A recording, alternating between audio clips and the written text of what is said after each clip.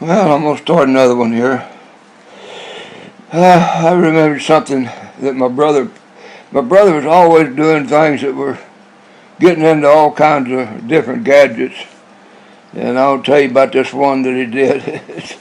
He bought one of these big flatbed trucks. And I don't know where he went, to West Texas or South Texas or where he went.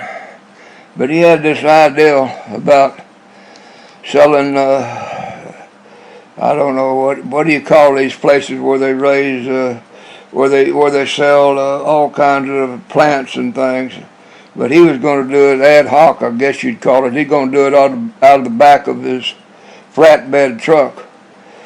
Anyway, he bought that truck, and he run off to, I don't know, West or South Texas, but anyway, went down there and dug up a bunch of ocotillas. Now, you'll have to talk to a Spanish person to find out what an ocatilla is. I'm not even real sure. I know what he brought back. He brought back maybe 100 of them on the back of that flatbed truck of his. And what I saw, I don't know that it was an ocatilla. I had to take his word for it. You know, you'd have to talk to somebody and know something about thorn bushes. Them things had thorns all over them. And if you look at them, they had about four or five. I don't know what you call it when a weed grows up. You know, there was 4 or 5 of them went up about 5 or 6 feet, but they all clumped together. You know, oh Lordy. Anyway, he brought them back, and oh my goodness, I think he tried to sell them. He wasn't having no luck, so he come to me and asked me if I'd help him. Man, I didn't want. I mean, this is one of them door-to-door things where you knock on people's door and, you know, try to bother them, try to sell them something, and that just ain't my bag, you know.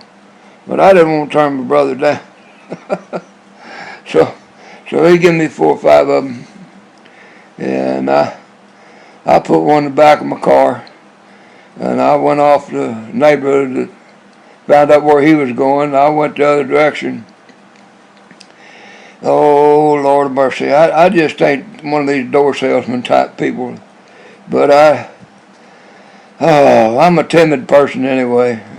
But I went ahead and tried it. I went up and knocked on people's doors. Of course, I had to get that ocatilla. I can't even pronounce the thing. Ocatilla out of the back of my car. And I set it up where the people could see it. And I walked up there, knocked on that door, and they come to the door. I mean, I ain't no salesman. Lord have mercy. I just a little tight. I probably couldn't have been over 7, 8 years old. You know. Lord. Of course, I mean, I can make a real long story short here. I knocked on about 7, 8, 10 doors, and some of them didn't even bother to answer me when they saw what I was trying to sell. They just turned around and went back to the house, and they didn't say nothing, you know. And after about I don't even know if I made it to 10. After 6, 7, 8 of them, I put that oxy back in my car, and I drove back, and I told my brother, I can't sell them things, you know. Ain't nobody wants them. Oh, Lord. That was the end of my ocatilla. That was the end of my door-to-door selling. I never tried that again, ever again. I wasn't ever going to go out and try to sell something door-to-door again. You know, God, ocotillas. I'm not even sure that what I was selling, that was the right name for it. That's just what my brother told me it was. You know, I don't know if it was or not. Anyway, I understand that I understand he didn't sell any of them. What I'm told, I don't know if he did or not. But he had a whole flatbed truck full of them. I don't think he sold any of them. So much for that. You know. Okay. I want to get off to some serious business here now because I don't have very many friends. I don't know if I told you. I think I did in the beginning of some of these things that I never had any friends. I had some that were kind of close. I liked a lot of people, but I just ain't one that you can make friends with real easy. But there was one person in my life that I really thought was a friend, and he come from Mississippi. Name was Rick Cavender, and he worked at IBM. We did the same kind of job, and we went hunting together. Went hunting together, and we used to go deer hunting together. Now I'm going to tell you that I no longer kill animals, and I don't have anything against anybody else that wants to go hunt deer and kill animals and all that stuff, but I can't do it anymore. I don't know what came over me, but I can't kill anything anymore hardly. When I swat a fly, I have to ask God to forgive me. I just don't like killing anything. I remember I saw a show once, and I don't even remember the name of it, but there was a well-known, God, I get so aggravated I can't think of nothing when I'm talking. I should write things down so that I can remember people's names, but there was a well-known movie star that played this Indian in this show, and I remember somebody asked him, said, do you kill Apaches? He said, I did till I know better, and that's me. I killed deer and stuff, and went hunting a lot of stuff, and I did it till I know better. I don't do it no more. And I ain't against nobody else. You do whatever. They have these big hunting shows on TV, and I can't watch them. I just can't watch something being killed like that no more. Oh my goodness! Even though I feel so bad that I did it, but I can't undo what's been done. But I ain't got. I just don't watch it. I don't watch other people do it. But if they want to go do it, well, that's their business. I'm not gonna tell them what they can and can't do. But what I was gonna tell you about Rick Cavender, he was probably the only closest friend I ever had. But he took him and he went home to meet us. Went back. I don't know if he had a vacation or what, but he went home to Mississippi to see some of his folks. And him and his youngest son drowned in the Tom Bigsby River there in Mississippi. And I didn't ask, when I found out about it, I didn't ask IBM or anybody else. I just got in my car and went off down there. And of course I couldn't do nothing. And I didn't try to get involved in their family. I know the company, we both worked for IBM, and IBM come to me, and they come to me and they were asking me what was wrong, that the Cavender family wouldn't let them do anything, and I had to say I'm no country boy myself, and I told them the best thing they could do is just stay out of the way. Said these people down here don't. I said Rick and I work for a big company, and we understood the way you people are, but I said these people don't understand that, and they think you're butting in. Best thing for you to do is just stand over on the side and let them do what they won't do, and quit shoving money down their throat. They don't want your money, But anyway, that was one of the saddest things that I think possibly ever happened in my life. Because oh God, it was so. His young son, we see him and his young son, and me and my young son. We had went hunting. We had went kind of hunting together ourselves, and that was one of the. I don't know, one of the most devastating things that happened to me in my life when he got killed. Cause I don't know if you've listened to very many of my, I don't know what you call these things, speaks. I call them speaks. I just spoke about something, But if you listen to very many of them, you're right out. I don't have no friends, don't want none. He was probably one of the closest friends I ever had. I got other people I like a real lot, but we don't see each other anymore. There was one guy I worked with on third shift. Actually, there was two, but one of them was on second shift, so I didn't work with him much.